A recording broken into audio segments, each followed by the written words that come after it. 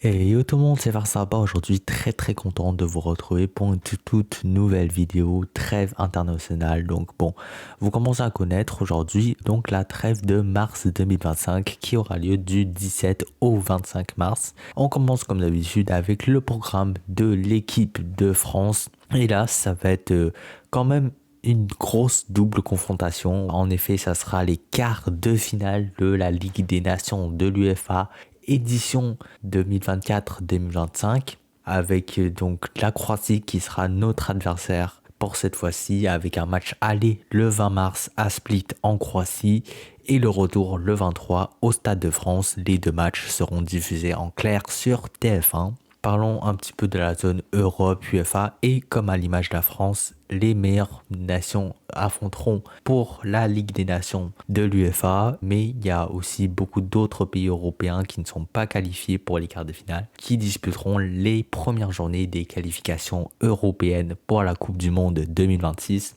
Donc voilà, et enfin, il y en a qui disputent ni la Ligue des Nations, ni les European Qualifiers, qui disputeront donc quelques petits matchs amicaux. Commençons par le plus intéressant, les quarts de finale de la Ligue des Nations, avec donc comme la France des matchs allés le 20 mars et des matchs retour le 23 mars.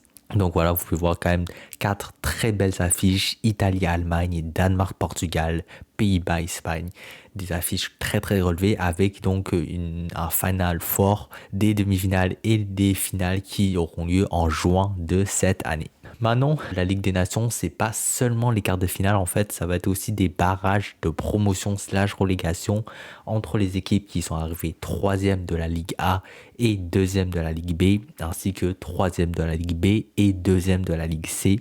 Donc vous pouvez les voir juste ici et c'est comme les quarts de finale, c'est les matchs aller le 20 mars et retour le 23 mars et donc forcément les vainqueurs de ces matchs-là iront dans la ligue supérieure la saison prochaine tandis que les perdants seront dans la ligue inférieure.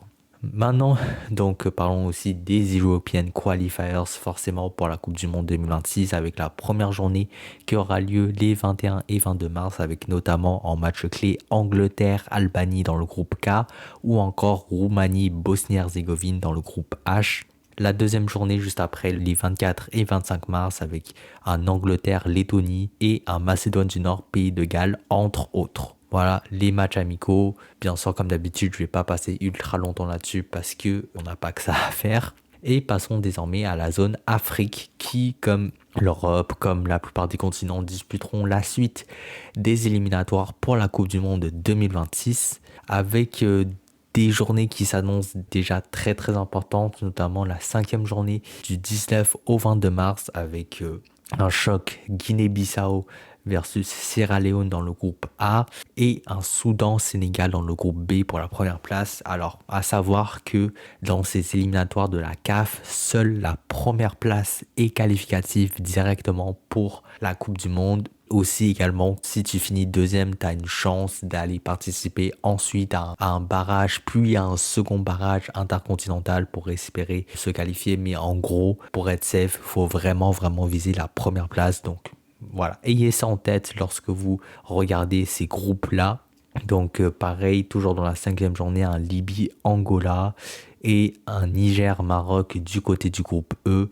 Ensuite, je vous ai mis le groupe G, un groupe absolument clé, un groupe très chaud, voilà, avec pas moins de 5 pays qui se tiennent à moins de 3 points. Donc n'importe lequel de ces 5 pays, entre l'Algérie, la Mozambique, le Botswana, la Guinée, l'Ouganda, peut encore totalement se qualifier pour la Coupe du Monde, peut finir deuxième, peut être totalement éliminé aussi. Encore un autre groupe après, le groupe H, un peu dans la même situation, entre les 4 premiers, donc Tunisie, Namibie, Libéria, Malawi. Ça reste très proche et tout peut se passer encore dans ce groupe au terme des 10 journées. Ensuite, pour ce qui est la sixième journée, donc du 23 au 25 mars, avec d'abord un Maroc-Tanzanie dans le groupe E et un Madagascar-Ghana dans le groupe I. Je suis vraiment désolé, j'ai oublié de changer les drapeaux et les groupes, donc vous m'excuserez. Et pour les groupes clés, donc cette fois-ci, on a le groupe A. Pareil, j'ai envie de dire, bon, l'Égypte, ils sont devant pour le coup, mais entre la Guinée-Bissau, le Burkina Faso et Sierra Leone, tout peut se passer encore. Ils peuvent tous essayer de choper cette deuxième place, synonyme d'éventuelle qualification. Le groupe C, également très très chaud. Rwanda, Afrique du Sud, Bénin, Lesotho, ils sont tous pas loin. Et surtout, en fait, surtout le Nigeria, pour l'instant, qui est seulement 5e du groupe à 3 points, donc quand même assez loin de la qualification, alors que le Nigeria, c'est clairement l'un des cadors du football africain, voilà, l'un des gros pays qu'on attend le plus, donc ça sera intéressant de voir si ils arrivent à se relever ou pas. Ensuite, groupe D, pareil, hein, beaucoup de bonnes équipes, ça va être très relevé. Et pour finir, le groupe G, encore une fois, forcément, il y a 2 journées, donc peut-être qu'au bout de ces 5e et 6e journées, on aura déjà une meilleure idée, mais pour l'instant, ça reste un groupe absolument clé. Et parlons maintenant de la zone CONCACAF Amérique du Nord où il y a énormément de choses à dire aussi, puisque comme en Europe, ça va être le carré final de la Ligue des Nations de la CONCACAF, mais cette fois-ci, ça va vraiment être le carré final et non pas les quarts de finale qui ont déjà eu lieu. Et ensuite, voilà, il y aura également les préliminaires, donc les éliminatoires pour la Gold Cup de la CONCACAF qui aura lieu cet été. Donc pareil, beaucoup d'actions et enfin quelques matchs amicaux comme d'habitude. Pour commencer, le carré final de la CONCACAF Nations League avec ses affiches des demi-finales le 20 mars, donc États-Unis-Panama et Canada-Mexique.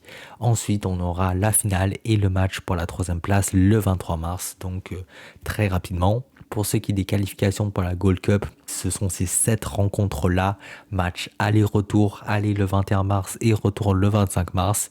Et les 7 vainqueurs de ces doubles confrontations se qualifieront directement pour la Gold Cup cet été.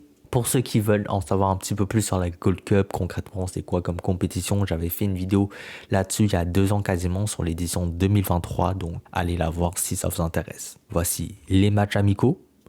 Et on va passer à la zone CONMEBOL Amérique du Sud qui, eux, comme d'habitude, comme toujours, hein, les qualifs pour la Coupe du Monde qui se poursuivent avec une journée 13, les 20 et 21 mars avec un Brésil-Colombie suivi d'un Uruguay-Argentine entre autres, puis la journée 14 le 25 mars, donc Chili-Équateur et Argentine-Brésil.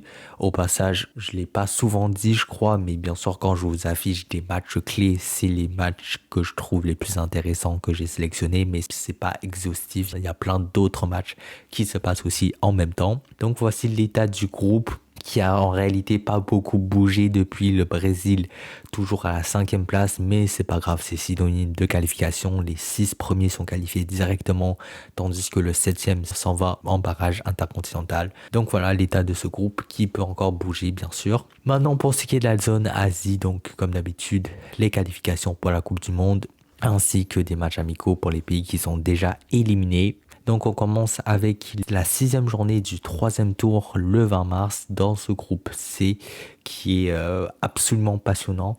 Voilà, puisqu'on a le Japon, bon très loin, qui est déjà quasiment sûr d'être qualifié, c'est fini pour eux. Mais entre l'Australie, l'Indonésie, l'Arabie Saoudite, Bahreïn et la Chine, c'est extrêmement chaud puisqu'ils se tiennent à 1 point de différence et tout peut se passer encore. Donc dans la zone Asie, pour ce 3e tour, les 2 premiers sont directement qualifiés pour la Coupe du Monde, tandis que les 3e et 4e s'en vont dans un barrage qui suivra un autre barrage. Puis ça va être compliqué, mais ils gardent une petite chance. Donc c'est vraiment des matchs très très chauds, tout peut se passer encore et on en saura peut-être plus à l'issue de ces 2 journées-là. Puisque bien sûr, juste après, on a la 7e journée, le 25 mars, avec un Iran-Ouzbékistan dans le groupe A, donc choc pour la première place, et un Corée du Sud-Jordanie dans le groupe B, encore une confrontation entre 2 bonnes équipes, et bien sûr, à nouveau dans le groupe C, des matchs absolument clés, et puis je vous mets aussi les matchs amicaux. Et enfin, on va pouvoir finir par la zone Océanie qui disputera des matchs très très importants puisque ça sera la finale tout simplement des qualifications de la zone Océanie pour la Coupe du Monde 2026 déjà. Donc on aura les demi-finales le 21 mars entre la Nouvelle-Calédonie et Tahiti et puis donc Nouvelle-Zélande contre Fidji. Et ensuite donc les 2 vainqueurs se rencontreront dans un ultime match, la finale le 24 mars et puis le vainqueur de cette confrontation se qualifiera directement pour la Coupe du Monde 2026, tandis que le perdant donc de la finale ira en barrage intercontinental. Donc voilà les amis, c'est la fin de cette vidéo, j'espère qu'elle vous aura plu. Si c'est le cas, n'hésitez pas à rester branché sur ma chaîne parce que je fais ce genre de contenu à chaque trêve internationale, donc voilà. Et puis nous on se dit à très bientôt pour de nouvelles vidéos. Salut tout le monde, c'était Farstapa, à plus à la prochaine. Allez, ciao!